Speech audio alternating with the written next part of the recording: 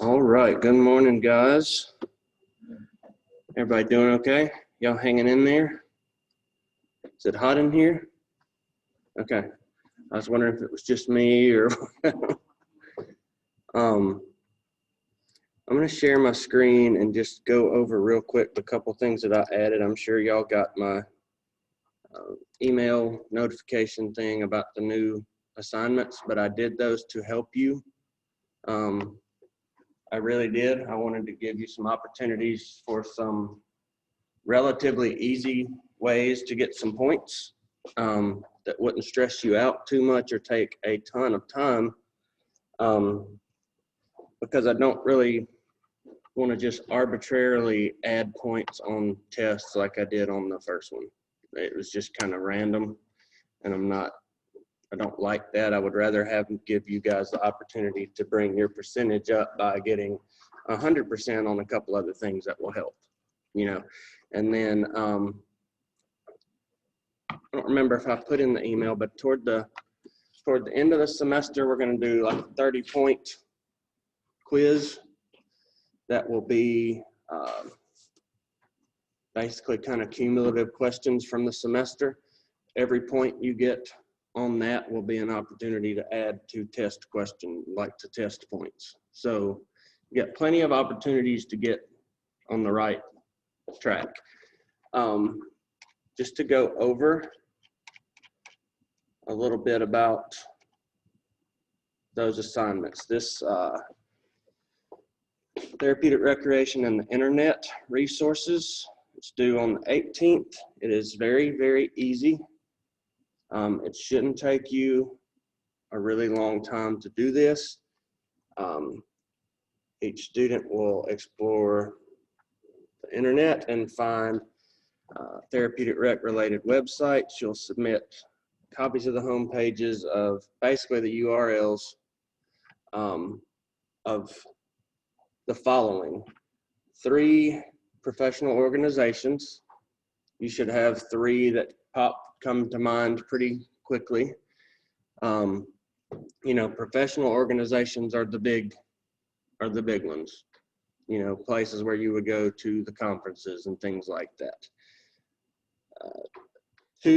At least two leisure recreation or therapeutic recreation publication companies, 1 electronic journal, and 4 websites that are recreation therapy related. It'll make you do a little bit of searching, and what it'll do is, for you guys that will be using this in the future, hopefully maybe you'll find something that you'll use, you know. So not totally worthless, easy way to get 30 points. And you know, I'm just, for me to grade them, I'm going to grade them exactly how it says: 9 points, 6 points, 3 points. I'm going to click on them, see if the hyperlinks work, see what it's about real quick, click the next one, click the next. I mean, it should take me 2 minutes to grade each one of them too, so it's easy for everybody. Easy 30 points, so don't forget that. The other one is a little more to it, but not much. And this is one where I want y'all to think about being in a recreation therapy department, and you're the manager or supervisor, and you're on a crunched budget. Because I've been there, you know. I've gone from the land of milk and honey with all they gave us money for everything to having to cut construction paper out of the rolls of colored paper, you know, like it was big differences. And so anyway, what I want y'all to think about is, you know, with recreation therapy, we have to do a lot of adaptations for our patients to be able to succeed a lot of times. So just read the instructions there. Try to think of something that you can use as an adaptive device for recreation therapy and make a video of it. Submit it on here, and then I want to have a day where we actually watch the videos, and then we can discuss and get other people's thoughts and all on that. So not hard. There's not a set time frame that I'm asking for here, but just, you know, cover what this is a so-and-so. This is used to help with this. This would be great for patients that don't have this. This is how it works. You know, it's easily under 5 minutes, you know, probably between 2 and 5 minutes to do what you need to do. Shouldn't be too terribly hard. And it's 50 points. This one, I really want you guys to try to think outside the box. If you just show me something that you could find on in any book or website, I'm not going to give you the full 50 points. Like, it's think about something, try to think of something original. So that's what's going on with that. I'm going to stop that screen share and share another one. Let's finish up chapter 11. We were pretty close to the end.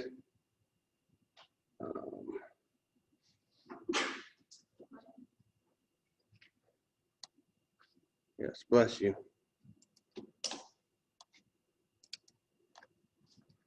That didn't work, but that did. Okay. So as a manager, when you are communicating with your, I'm going to say employees, although they're just basically say, you know, we're still thinking kind of first line manager. You're going to have people who will have to kind of answer to you. You're the middleman kind of between the worker bees and the queen bee. You know, you're in there in the middle somewhere. You do have to know how to delegate.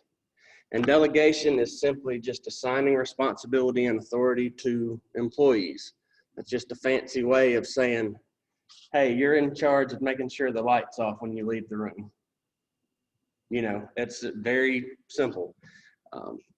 When you are going to delegate, there's some important things that you got to do. You got to make sure that the task is within the scope of duties, which is basically within their job skills, within their job description, basically. This is what you're told up front you're expected to do. Don't delegate things that are outside of the scope of what's expected. Now, a good thing to do, or, well, I don't know if it's a good thing, but I've worked at 2 different places that have had, during the job, at the job description had, you know, this, all of these related things to therapeutic recreation. And then at the bottom, it says other duties as assigned, which is kind of funny because that makes basically anything within the delegation process legal, because they've covered that by putting other duties as assigned. But that's how they cover that. Something else to think about is make sure when you're going to delegate that the employee is actually competent at doing what you're asking them to do or able to do that. Be sure to define your expectations when you're delegating. And delegating it's kind of a strong word. It sounds like bossing, and it kind of is. It's just more of a, to me, a smart way to get things done by spreading the work to different people. If you're a good delegator, something that I've had to learn when I was in practice was how to delegate. And I did not like it, honestly. I didn't like asking people to do things. Now, it made the people that I was supervising like me because I was always right there with them doing stuff. But then once I realized that I needed to delegate because I had other things that I had to take care of, things got easier for everybody, kind of. You know, they didn't feel like I was constantly watching them, you know, right there with them all the time. And that was not the case. It's just because I didn't, rather than me saying, hey, can you go scoop the leaves out of the pool while I'm doing paperwork? You know, I'd say, hey, let's go out here and get these leaves out of the pool. And we would both, you know, all of us would go do it. But I'm not able to get the other stuff done at the same time. So delegation is kind of something that you have to learn and be comfortable with to do it. And I was not at one point. Once you have taken the time to delegate, you have defined expectations of what they're supposed to do, then the employee has to say, okay, I understand, I will do that. So that at that point, they accept responsibility for what's been delegated. So for them to be able to do that, they have to understand what you're asking them to do. And then at that point, the manager just needs to monitor. So just know kind of what this delegation process is. It looks like some of the test questions. As far as some other managerial communication, there's negotiation, where 2 or more people make a joint decision and come to an agreement. Negotiation is always good. Negotiation is another one of those things that can't always happen, because sometimes you can't come to a resolution or agreement, you know, and you don't have time to bicker back and forth all day. So you may not have the chance to really negotiate. And as a manager, you may, you know, have to step in and make a decision. But if you have the ability to negotiate, find that middle ground, then that's what you need to do. Official negotiation, that's where you're talking about things like collective bargaining and contracts, where like an employee basically is saying, I need $2 more an hour, or I'm not going to be able to stay, or if my hours don't change from this to that. That's when you're actually negotiating on both sides, and you have to watch out for your side and they're watching out for their side. You come to an agreement collectively, and that's a good example of official negotiation is contracts. It may not be where you're both bargaining for something, but that's just you saying, this is what we offer. Do you accept? That can be that simple. The times when negotiation can occur are going to be performance reviews, employee coaching, and conflict resolution. You may ask the people who may be having a conflict to negotiate, and you're kind of the arbitrator there, trying to keep them on task, trying to help them negotiate and find a resolution to their conflict. And the intent of negotiation is to distribute the resources among work units to accomplish objectives. So that's kind of what I was saying about delegation. You know, you're distributing your resources different directions where you can get more objectives done. If you use a problem-solving approach, it says here you can set up a win-win result, which is obviously what we always want. Some other terms here, collaboration is here twice, so clearly that's an important term for you. Outcome of a win-win situation is collaboration, and you see that during team building and networking. Those are times when, now that's something as a manager, as an administrator, that I have seen work that is important and something that you need to think about implementing that a lot of places don't do is team building and networking days. When I was at the Park Commission, when I was at NMRC, we never did team building. We just really didn't have time. We had such a strict schedule that we were trying to provide for our clients that we didn't get the chance. At OPC, we had at least one day a month where we had a team building activity, and it was very good for the department as a whole. It doesn't have to even be job. We did karaoke one day. You talk about helping the team bond and mesh. We had fun that day at work. And yes, we were pulled away from our daily duties, but does it help morale? Is it going to help the overall productivity in the long run if people are getting along and working together and enjoying coming to work? I think it's worth that 3-hour window that you may take to do your team building activity. So your staff are going to feel more empowered when you as a manager let them work collaboratively with other employees, give them the opportunity to work as teams toward specific goals. Now there's some people who like to work on teams, you know, with teams.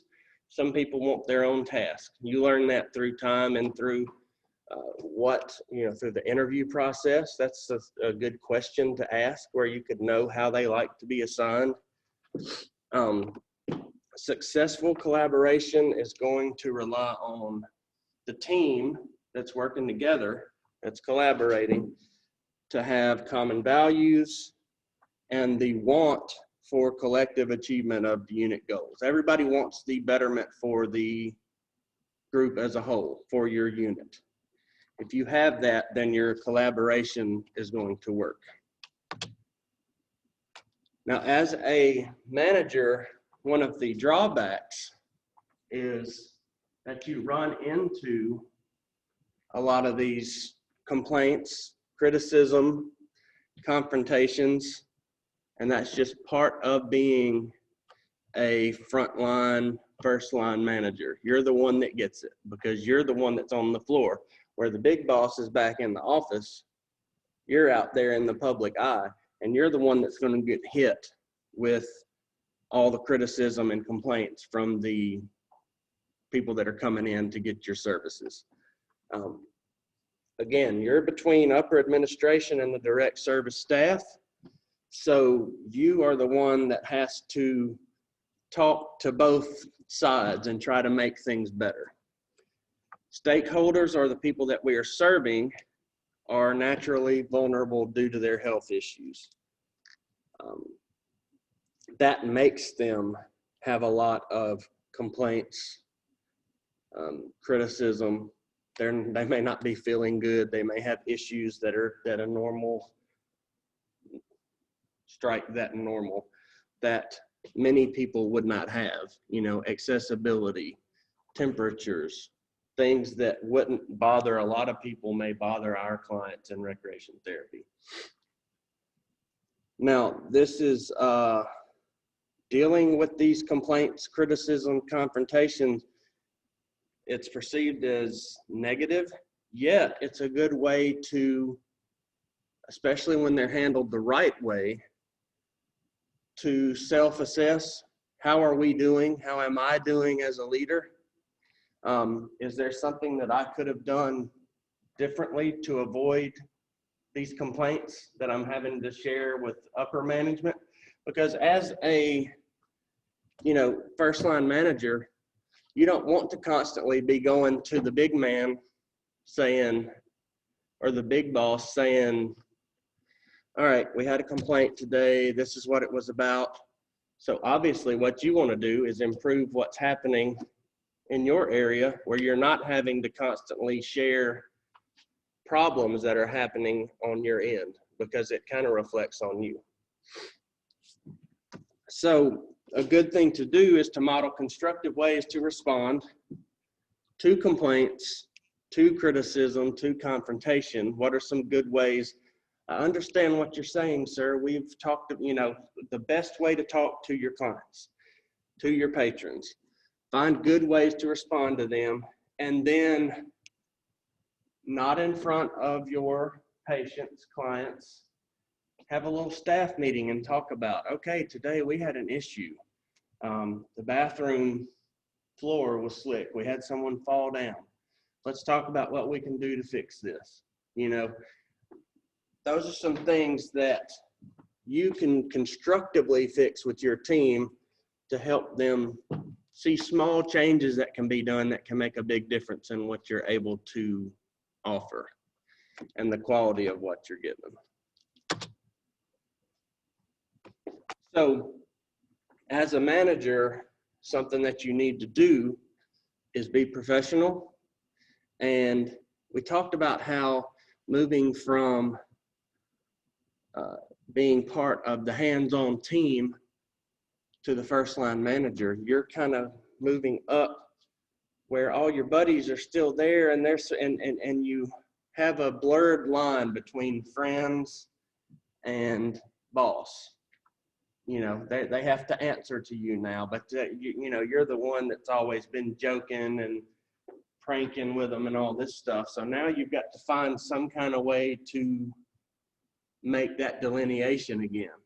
And so what you have to do is you can still be friends, you can still be friendly, but you have to just ramp up your professionalism just a little bit. Because as a manager, you project an image from which people are going to judge your organization, the facility where you work, your unit as a whole, and even the profession as a whole. You don't want to make any of those look badly because of your image. You know, you don't want to make people think, well, recreation therapists are, well, you know, Haley, you know how she acts. You know what I mean? You don't want to be that person that's going to influence somebody's thoughts. Managers are judged by the company they keep. That's just a fact. That's just life. And it's not just managers. That's everybody in this room. You are judged by the company you keep. And it's just true. Managers advocate for recreation therapy worldwide, and the impression made reflects on the professional and the profession. So it reflects on yourself as a recreation therapist, through your ability to advocate for the profession. It reflects on you, and it reflects on recreation therapy as a whole. Okay. That one was important because communication is one of the absolutely most important things. Bless you. What's up with all this sneezing up in here today? All right. Yeah, I hope so. I'm going to jump straight into 12.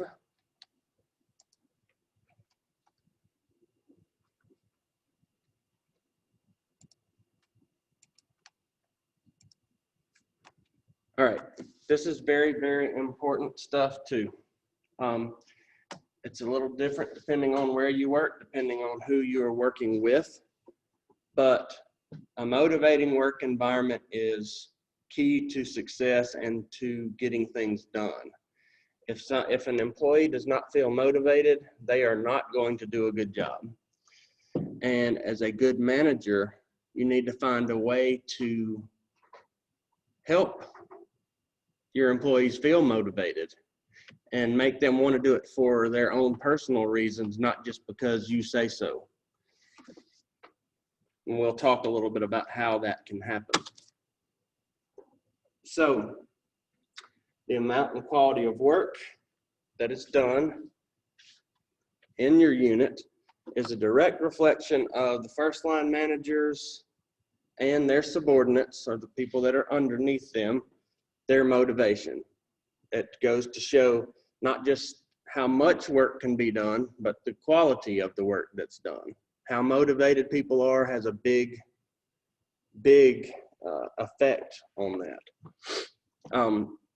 Motivation, just the definition.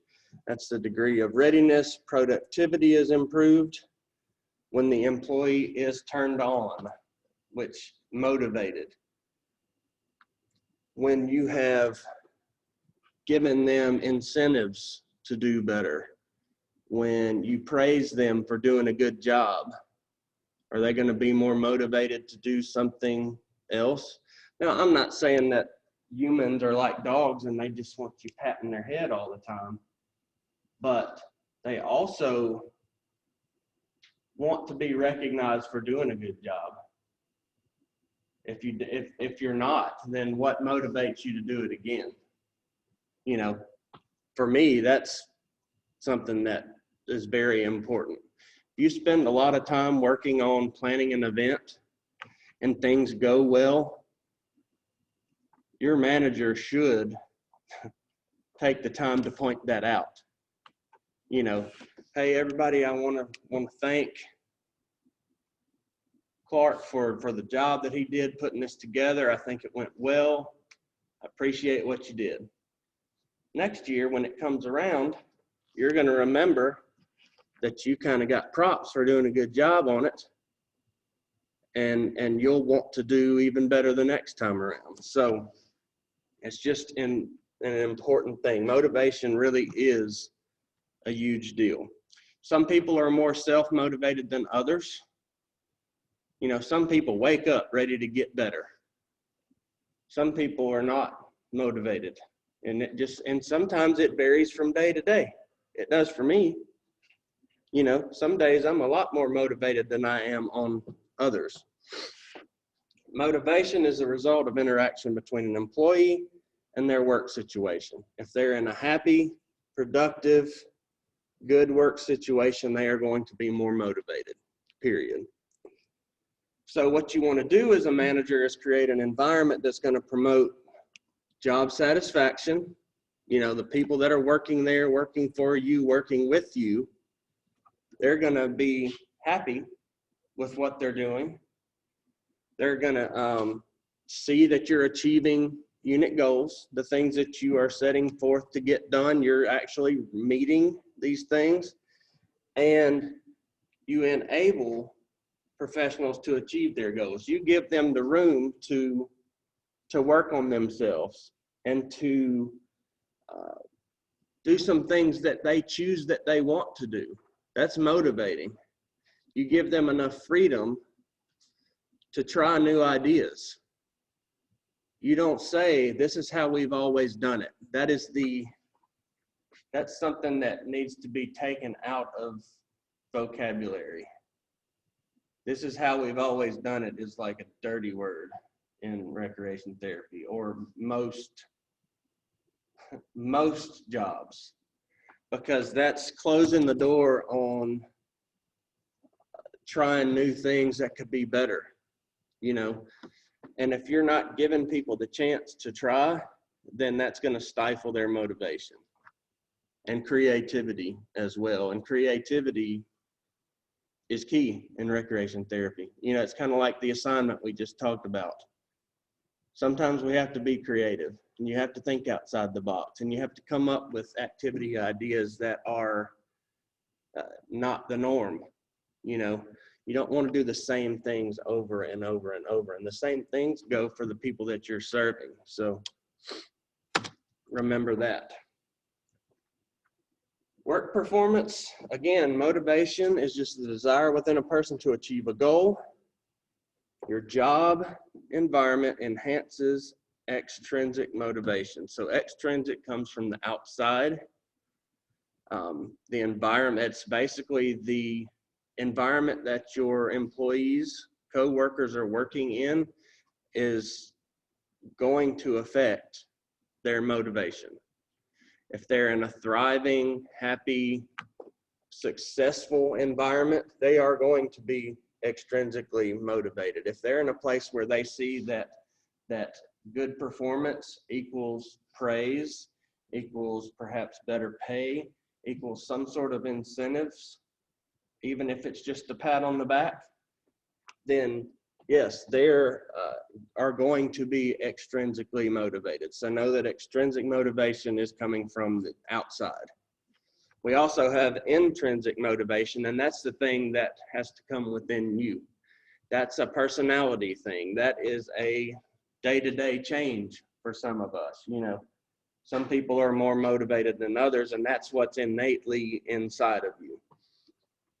So what you want to do, again, as a manager, is to create a job environment that stimulates internal and external drives or motivations to achieve goals. Some goals are things that you're going to set as a manager. You know, this is what we have to get done. We want to serve, you know, 50 patients in the next 3 days. You know, you're going to set some specific goals.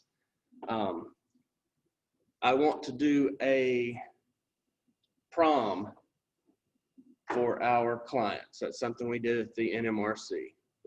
Somewhere along the line, somebody came up with that idea, and somebody had enough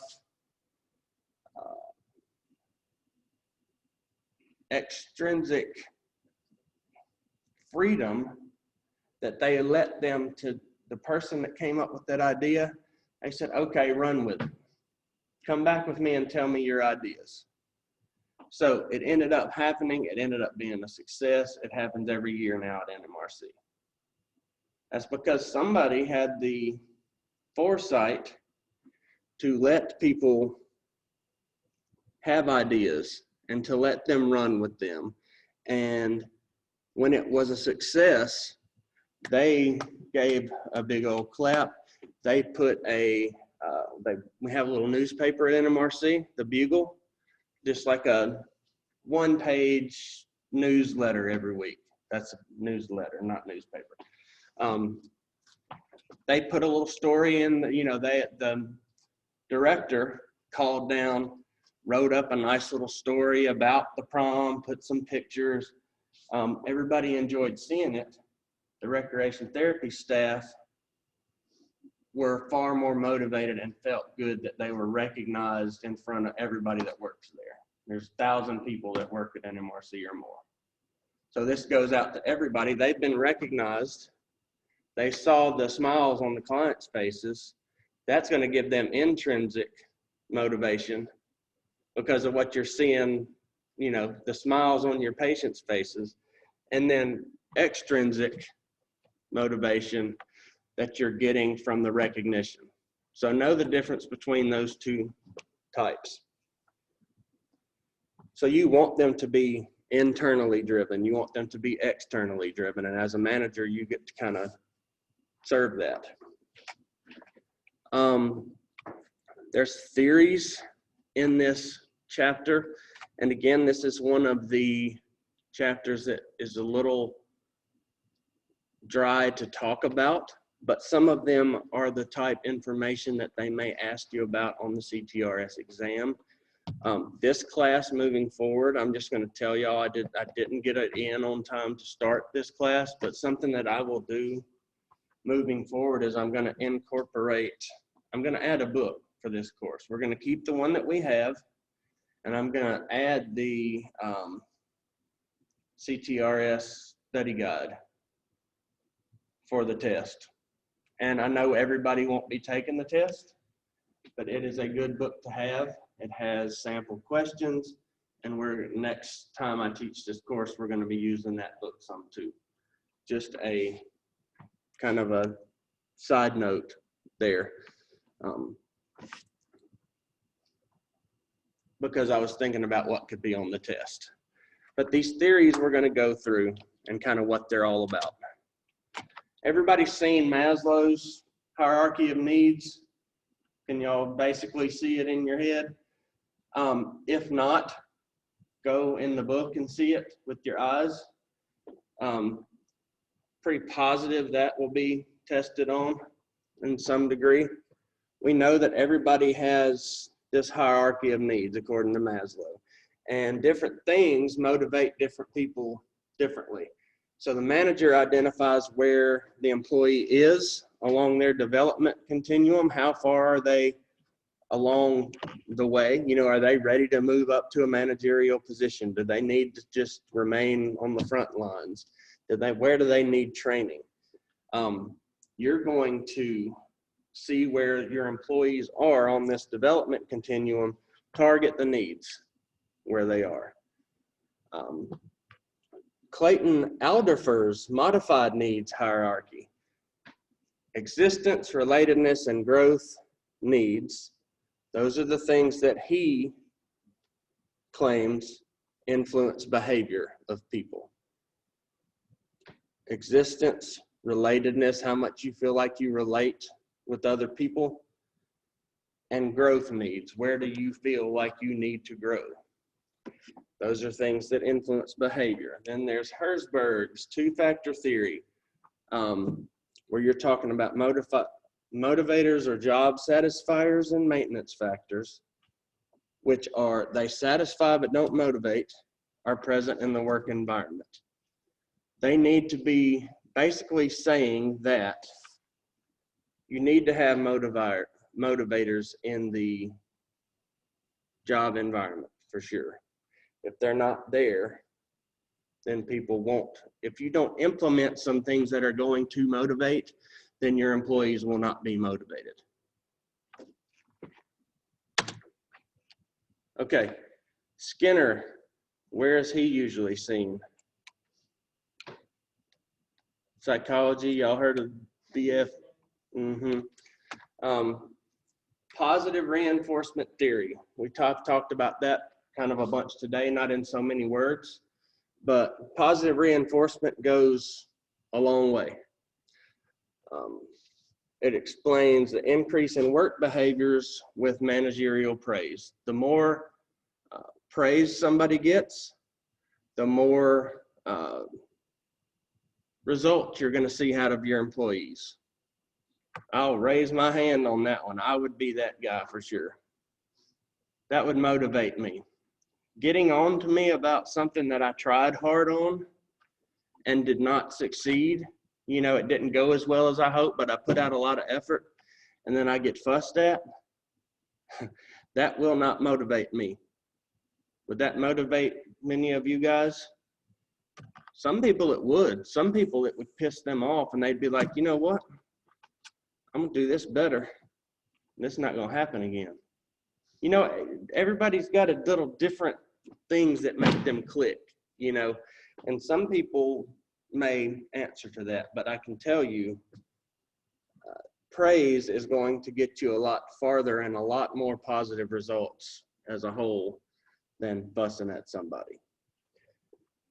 All right, I'm not even saying this name, the maturity, immaturity continuum, and you know, continuums are basically things that go from the highest to the lowest, you know, or lowest to the highest. This says that everybody varies in maturity, and that's true. I get, every day, I'm reminded that I can be immature. Usually at home, I get that reminder. When I'm teaching my little boys how to do fun things to mom, things like that, I get reminded of my immaturity. But as a manager, you need to identify the level of maturity, you know, on this continuum from immaturity to maturity. Where is your employee? And by identifying that, you can help them meet the needs to becoming more mature in the ability to do what you're needing to do. In this case, you're not talking necessarily about whether you're telling stupid jokes and acting like Beavis and Butthead. That's not what we're meaning immature. We're talking about skill level in the workplace. You know, you're mature would be that you're where you need to be. Immature, you need some help. McClellan's 3 needs theory. Now, this stuff, guys, this is dry. Again, this is boring. I know, I'm sorry. I can dance while I talk about it if y'all want me to. Think I should do that? What kind of dance y'all want? Should I get on this stool? I don't know. Long story short, this is dry, this is boring, but this is gonna be on the test. We're doing a quick run through of this. The book goes far more detail. There will be questions that are on this stuff. So at least we're talking about it in here before you just get hit with it on the test. So I'm sorry that it's boring and I'm sorry y'all are falling asleep, but we're almost done.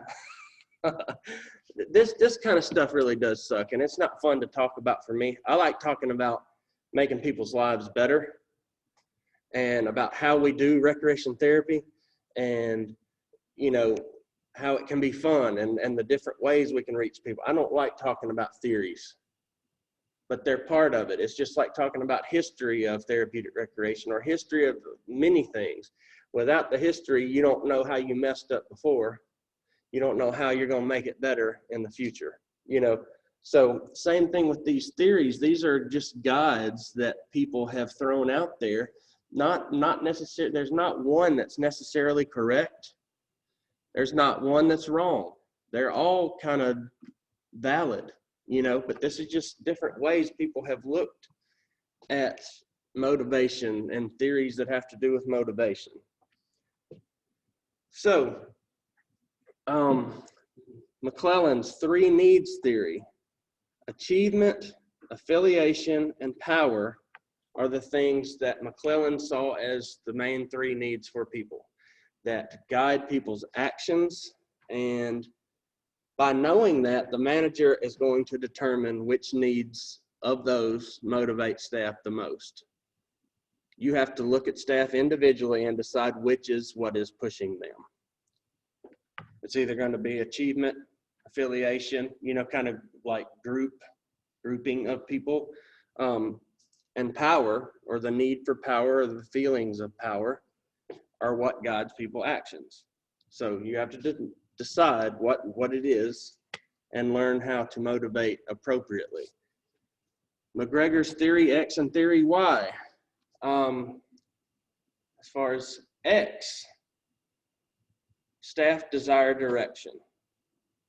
It's basically saying, McGregor said, my staff want to come in, they want me to tell them what's going on today, they want me to tell them how to do it. They want me to lead. Why? The manager assumes that people actually like to work and have the self-control to commit to work. Those are 2 very different strategies based on this one theory. Theory X and theory Y are very, very different. Theory X, you have your thumb on everybody. They come in, you lay out instructions. You probably hand out a sheet saying, this is what we're doing today. Theory Y, you assume that people want to do a good job, that they want to work. You give them the opportunity to have some freedom with what they're going to do. Vroom's expectancy theory. Need satisfaction, employees' perceptions, and expectations are going to influence outcomes. So what happens as a manager, you have to explain expectations, future outcomes, and the value of the outcomes. And the important part is you clearly lay out expectations. Is it hard to do a job when you really don't know what's expected? If you don't feel like you know exactly what your employer wants as an end game, you have to have expectations laid out up front, clearly delineated. Without that, it's hard. So that's going to definitely affect, you know, how much gets done. So you have to explain your expectations, what you expect as a manager to be the future outcomes, and the value of the outcomes, which says, hey, this is going to help the client to be able to get back out into the real world. This is going to help us be able to learn a new practice that we can share with different people every day. So you're giving them value for what they're doing. These are the things that we are going to, as a group, us, the workers, get out of this. That's motivating if they see that they're going to, you know, we're all going to look better. We're going to be able to provide better service. We're going to learn. That's a good example of that is, say you get a new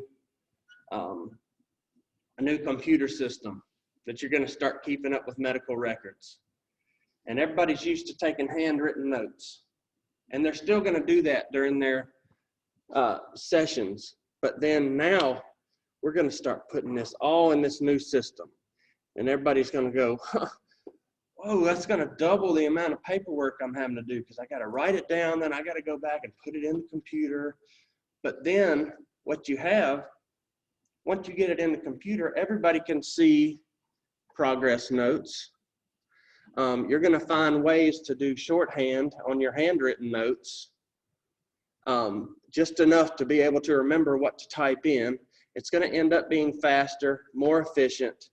You show people that in the long term, this is the value. This is why we're going to have this inconvenient short term for the payoff in the long term. That's your job as a manager, to make them see that there is value in potential outcomes. The equity theory, relationship between effort and reward. I think this is a good one, personally. There is a relationship between effort and reward and comparisons to other employees. Managers create equitable situations to motivate staff. You kind of, as a manager, give people expectations and basically rewards when these expectations are met. It may be something small. It may be a parking spot, a marked parking spot that they don't have to search at the facility every day. They have a place where they can park every day. That's something as a manager you can probably work out and get arranged. Is that a huge deal? No. Would it motivate your employees to try to do that? Probably. Is it better than nothing? Heck yeah. It's something that you can use. It may be small, but I mean, my wife is over resident living at NMRC. Toughest job out there. She's working with people who are doing, to me, the toughest job for the least pay. Do they feel motivated to come in and change adult briefs every day for what they could be making at McDonald's? No. She is tasked with trying to motivate people to come in and help developmentally delayed individuals take baths and brush their teeth. It's not for everybody, that's for sure. She's come up with something here recently it's called a praise board. It sounds corny, but they put one in every cottage. And when people do an exemplary job, they get put in the board and they get props for doing good. It matters. They love it. It's not anything big. It didn't take a lot to do it. Recognition is a big thing. So by doing that, there's a relationship between effort and comparisons to other employees. Does everybody make it in the praise board? No. The employees that are doing the best and giving the most effort and showing up for work on time and not complaining about every little thing, they are going to end up in the praise board. And the people that are not doing those things are not going to. So the thing about it, this is the last sentence. Managers create equitable situations to motivate staff. Everybody's on an equal playing field. Everybody has a chance to make it in the praise board. Everybody has a chance to, do a good job this month, and I'll bring pizza for everybody on the last Friday of the month. I don't know. I'm just throwing stuff off the top of my head. Again, not a big deal, not super expensive to do. Worth it as a manager, probably, to spend even money out of your own pocket if you had to increase the morale of your team. Goal setting theory. Employees are motivated by goals that are specific, challenging, have incentives or rewards. The manager informs employees of what's expected and the rewards relevant to expectations. I like this one a lot. A lot of these kind of cover this stuff, but this one is about as straightforward of a theory as there is. Again, employees are motivated by goals that are specific, challenging, and have incentives or rewards. I would be if I knew what the heck I'm doing, what I'm expected to do.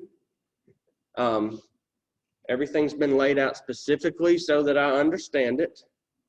I am suitably challenged, properly challenged, not overly challenged where I feel like I can't do this, but it's not just a freebie.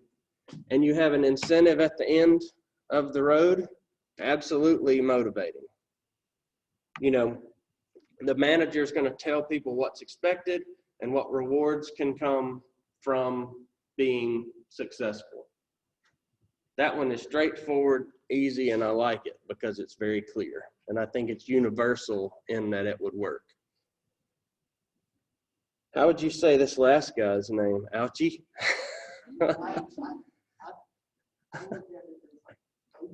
Uchi. Anyway, he's got a theory Z. I just call him Mr. O. I like the idea. Yeah, I just wanted to say ouchie.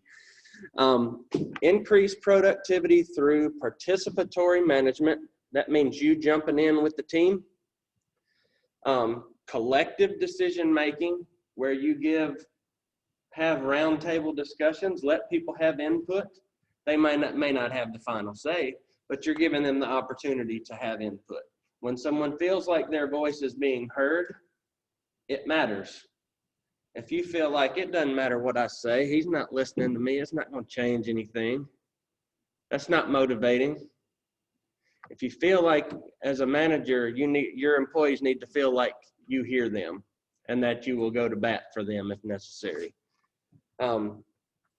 And what this does, you as a manager will foster team efforts through things like team building, through being part of the team, you know, being out on the floor and praising what people are doing on a daily basis, and allowing them to help at least throw some ideas out as far as decision making. You want a motivating work environment, and your challenge as a manager is to engage staff in experiences that result in need fulfillment. Each employee is going to have different needs in regards to the workplace. You know, are there, you know, needs intrinsic, things that they just need to feel like they help somebody? Are there needs that they want to work up the ladder and make more money? Everybody's got kind of different needs, but you need to find out what they are and try to help them see that there's ways to fulfill those. You're going to create a work environment that's supportive of personal satisfaction and achievement of unit goals. So not only are your workers able to satisfy their personal needs and goals, but they see that you need to, while that is going on as the manager, don't let that take precedence over the goals of the unit. You know, what you're providing to the patients, to the clients. You need them to be able to find personal satisfaction, and you need to achieve unit goals. You need to help people learn recreation techniques. You need to get them integrated back into society. You need to complete all paperwork. You need to do discharge summaries when someone is finishing up with your care. And we need to talk more about those before this semester's over. That's something that we haven't talked much about. I'm going to take like 1 second right here and just give you an idea. Discharge summaries are key. We've talked about community reintegration. As a recreation therapist, we talked about giving them the tools to be successful. Leisure education, this is what's available. This is what you can do. This is how you get there. You know, there's a bus route. Here's the phone number. We give them the things to help them succeed. When people leave our care, we have to do a discharge summary. And we haven't talked much about this. In the discharge summary, you're going to be saying things like, this is what I recommend moving forward. Very important in situations like drug and alcohol rehabilitation, because in your discharge summary, you're basically saying, I want you to replace drugs and alcohol with this, this, and this. You showed while you were here that you enjoyed this. So when feeling down in blue, I expect for you to do this. This is what I suggest. Discharge summaries are something that you have to give them before they leave, based on what you've seen, based on your knowledge, to help them succeed when they are discharged. So, sorry, off topic, but very important. And my mind just jumps where it wants to sometimes. All right, we talked about motivators. There are intrinsic, which are internal, already kind of covered that, and extrinsic. Intrinsic, compassion, satisfaction, feeling like you made somebody feel better. You know, you were compassionate. Meeting client needs, seeing them get better, that is motivating intrinsically. Things that make you feel better inside. Social interaction among the team members, making a difference in people's lives, contributing to a greater cause. Those are all things that have to be found within. Extrinsic motivators, money, praise, awards, incentives, professional advancement, and professional development. See the difference on those? Know the difference between those two? I don't think you can be a super successful provider, whether it's therapeutic recreation, whether it's physical therapy, occupational therapy, athletic training, unless you have a blend of intrinsic and extrinsic motivators in your world. You know, you can't tell me, I mean, I like to eat. I like to be able to put gas in my car. I like to be able to give my kids Christmas presents. Is money a factor on that? Absolutely. Do I want to be able to professionally advance? Absolutely. Do I want to make a difference in people's lives as a practitioner? Absolutely. So you need to have some from both sides of that list in order to truly buy into, I mean, extrinsic are kind of the selfish side, but they're the realistic side too. It's what, you know, keeps you going, that comes from the outside. Intrinsic is the key to being happy as a recreation therapist, really, because when I worked for the state, when I worked at NMRC, my paycheck was not that great. State jobs don't generally pay a lot, but every day I got to meet client needs. I got to feel that, I got to feel my compassion satisfaction. I took time and spent with, you know, developmentally delayed clients every day and made them smile. And their time with me was the best time of their day because we had fun.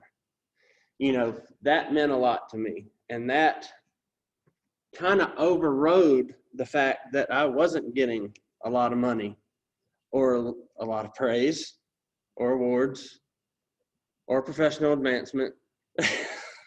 So anyway, the intrinsic side can really override extrinsic factors if you really love what you're doing and you love your clients.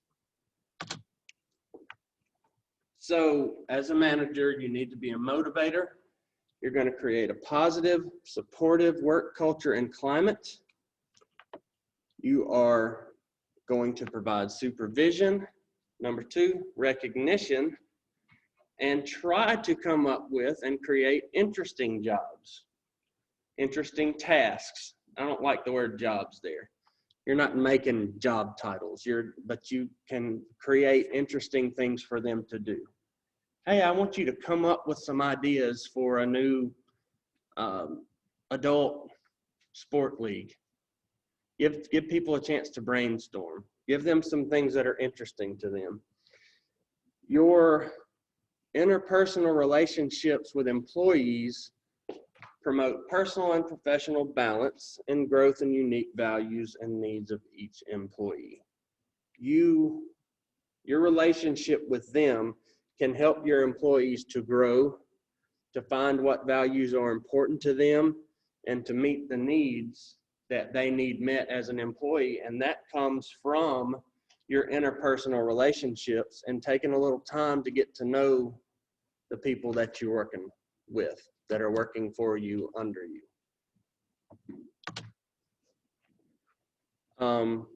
Some challenging things that have to do with motivation. Sometimes, and this relates to the what I was talking about as far as the assignment, one of the assignments today. Sometimes we need increased productivity in conjunction with decreased resources. You got to think outside the box to do that. That's just a fact. Blending of professional roles and relocation of services can be challenging, where you feel like there's an infringement of, say, another department starting to do some of the things that you generally do as recreation therapists. Some of the things that you have done before may be taken over by occupational therapy or other therapy services, and that doesn't need to be taken as a slap to the face, but is that motivating when something is basically taken away from you and given to somebody else? Do you feel like you were doing a good job? Probably not. You know, if what you're doing has been taken away and given to somebody else, that's basically saying, we weren't happy with how you were doing it. We're going to let them try. Workforce is becoming globally and generationally diverse. That means everybody is motivated differently. Is a 65-year-old man motivated the same way as a 25-year-old man? Probably not. Probably motivated by different things at that stage in the game. Would somebody from Korea be motivated by the same things as someone from the US? Possibly, possibly not. Probably not. I mean, there's differences in culture, differences in age. You're going to have very diverse workforce, and different people will be motivated by different things. So it's hard to motivate everybody with the same magic spell. Tangibles and intangibles motivate. That's basically things that you can touch and things that you cannot. Flex time, you know, that's if you work over 3 hours, you can take off 3 hours. And that is a tangible thing that can help motivate. You know, hey, if I work over today, I can come in late tomorrow. Personal development options like mentoring, that's less touchable. That's more intrinsic in nature. That's intangible. But that can also motivate. Technology creates access to information and resources, yet introduces information overload. Information overload is not a good thing.